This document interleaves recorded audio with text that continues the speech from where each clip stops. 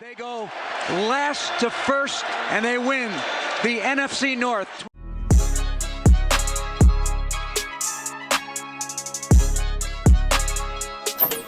Welcome in.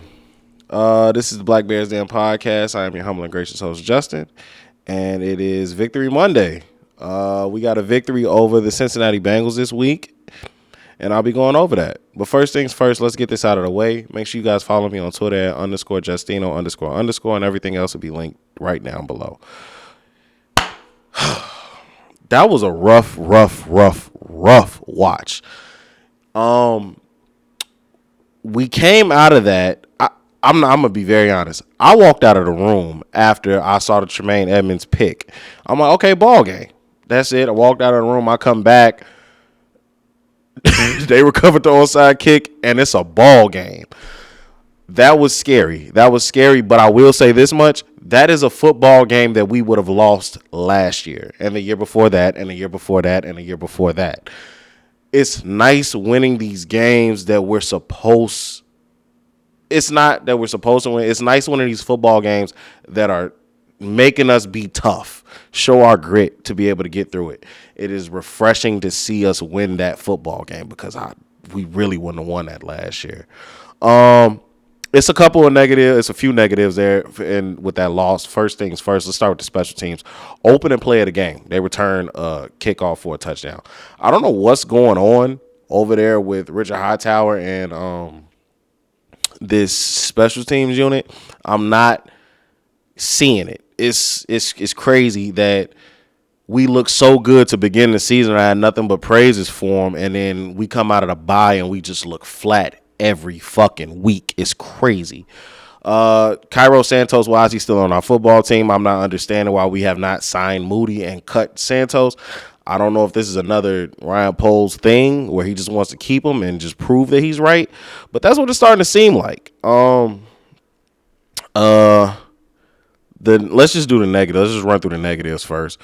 Joe Flacco had a career high 470 passing yards yesterday. That was absolutely and totally insane.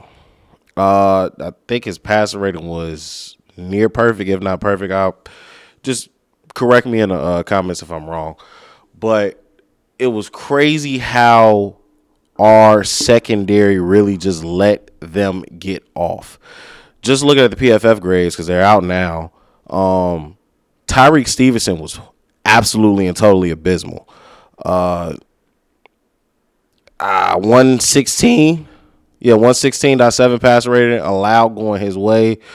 It just wasn't pretty. It wasn't pretty for the secondary, and I get it. We're still down. Jalen and Kyler's now on IR too, but we have to be able to respond better, and it's not no reason for Tyreek to constantly be out of position the way that he is. I'm starting to be completely out on him, and I know that I'm kind of flip-flopping on him, but that's just the way he's playing. He's really, really playing bad football to me. Not week in, week out, but it's getting there. Shout out to Tremaine Edmonds for that pick six. Should have been a pick six. I guess the guy just touched him with a fucking pinky, but whatever. Down by contact, but it should have been a pick six. But let's move on to, one more negative, Rome. Rome did not catch a ball. Rome had 3 targets, 3 drops, I think it was. I'm not going to count that too much against him because he's been playing great all year. It's okay to have an off game, but you got to fix the drops because it's a drop every game with him. Moving right into the positives, Colston Loveland, have yourself a day. Have yourself a day. He looked phenomenal, won us the football game, got us to go ahead, touchdown, all that. He looked great yesterday. Kyle Monangai, coming out party, bro. 6.8 yards of carries, 176 yards on 26 rushing attempts. He looked phenomenal. He really, really did. He's going to be able to mix himself into this offense much more often, even with DeAndre Swift coming back. Roshan might be an afterthought. It's just that was refreshing seeing a run game going. And I know it's the Bengals defense, but it was still nice to see us be able to get off runs. It was beautiful. Caleb looked good to me. Caleb looked great to me.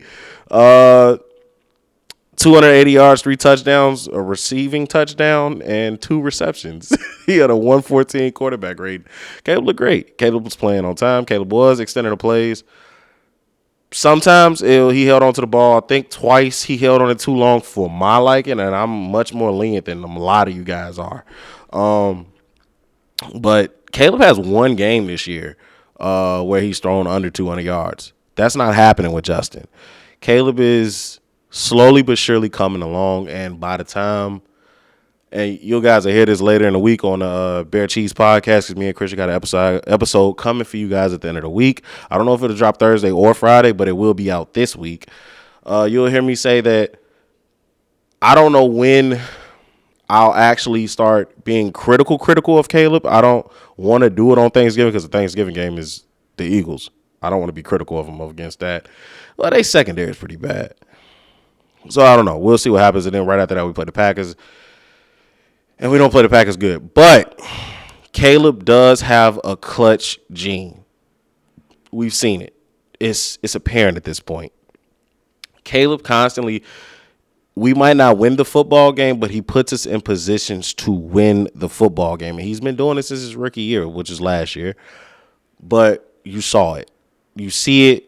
If it's on, the game is on the line, Caleb is not going to lose us the football game. And we haven't seen that since Mitchell, because Justin's thrown us out of games. Mitchell didn't really throw us out of games ever, actually. He put us in positions to win pretty consistently. It's positive seeing this team go down the field, score when we need to score to be able to be in a position to win a football game and win the football game. Shout out Coastal Leveland again. I will be back later this week with a preview of our next week's game. And you guys can catch me this Wednesday. I'll be live. I will be live with Giants. I'm going live with a special episode for you guys. I'm not going to announce it just yet. Once it comes out, I will get it out to you guys. But it will be a preview for the Giants game. And then I'll be going live later this weekend with another Bears fan just to, get you guys some extra content. You guys have a good night.